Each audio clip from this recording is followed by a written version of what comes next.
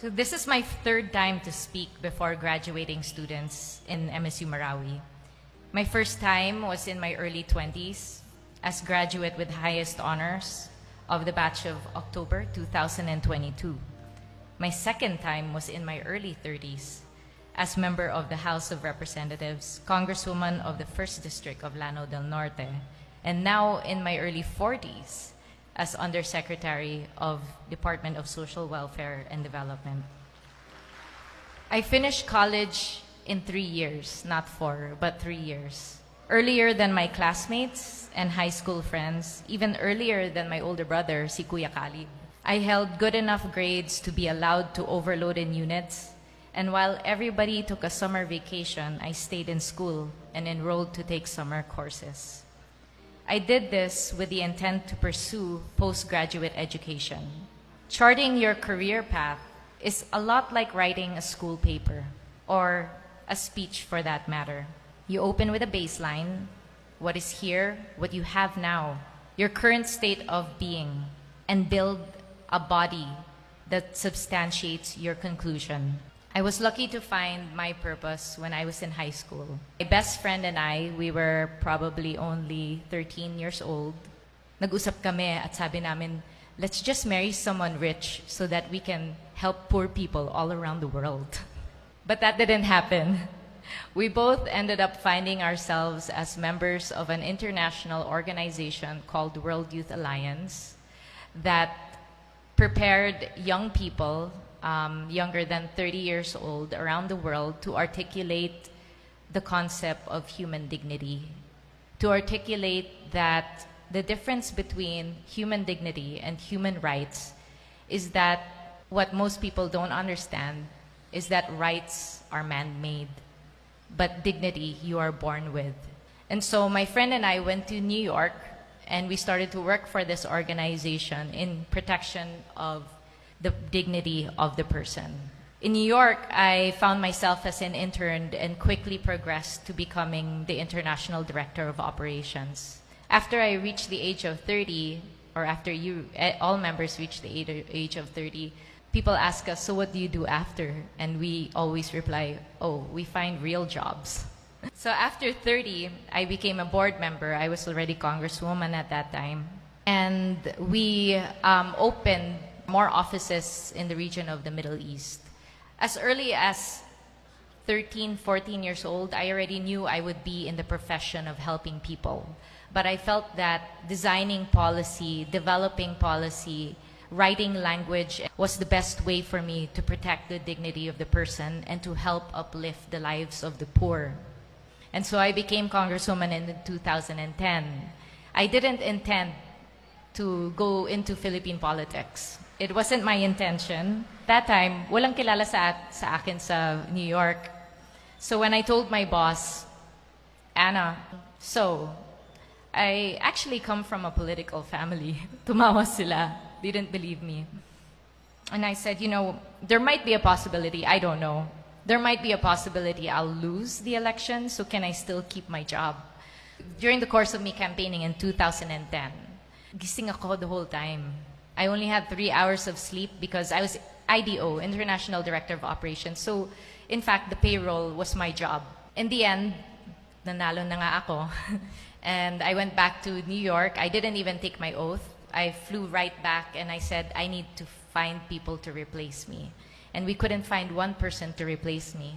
So I had to allocate different parts of my task. I had to develop a transition plan and allocate different parts of my task to 4 different people.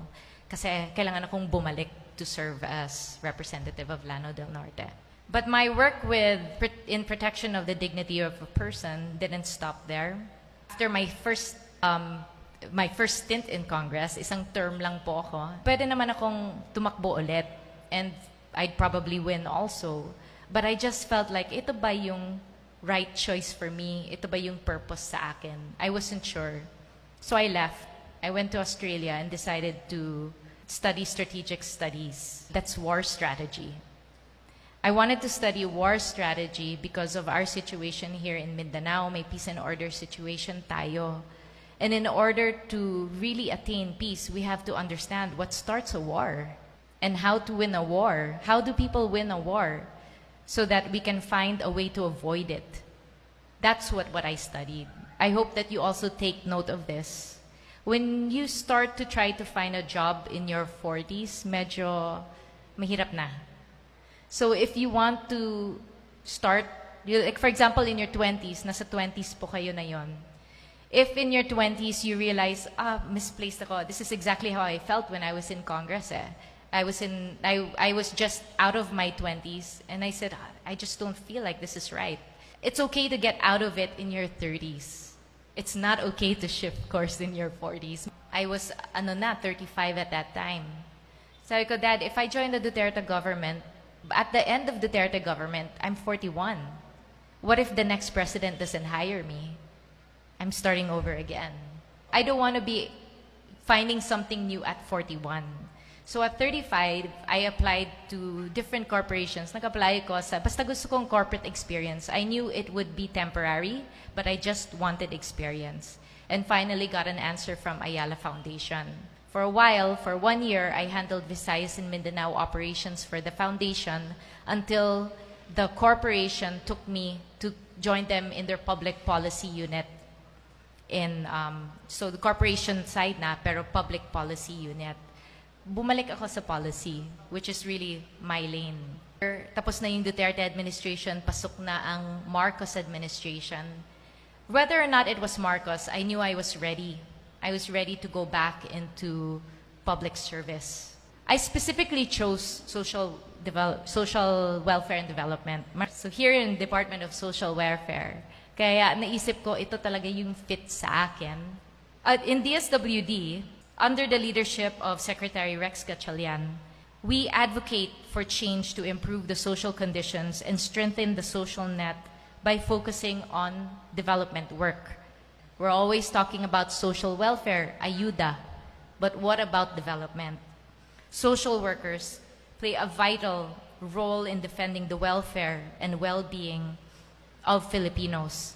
And in Marawi, we are also, while we've already terminated our engagement with Task Force Bangon Marawi 2 years ago, I believe, we are embarking in new projects for Marawi, new programs for Marawi, specifically in partnership with Mindanao State University.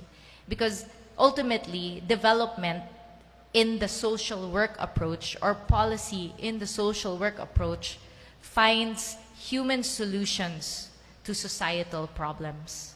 And with the partnership of the academe, we can be able to bring change, positive change, to Marawi City, specifically just Marawi City as a pilot for now.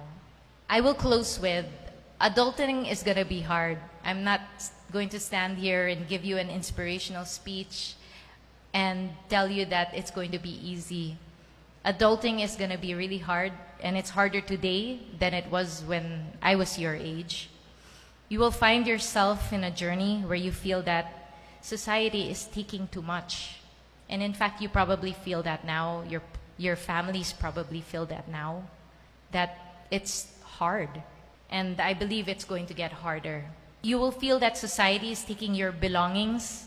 There are people who are taking your mobility, your importance, your honor, and your choices. But there is one thing that cannot be taken away from you. That one thing that no one can take away from you is your education. So use it. When you reflect today on the purpose of your life, on the conclusion of your life story, use your education to empower your purpose and your function in society.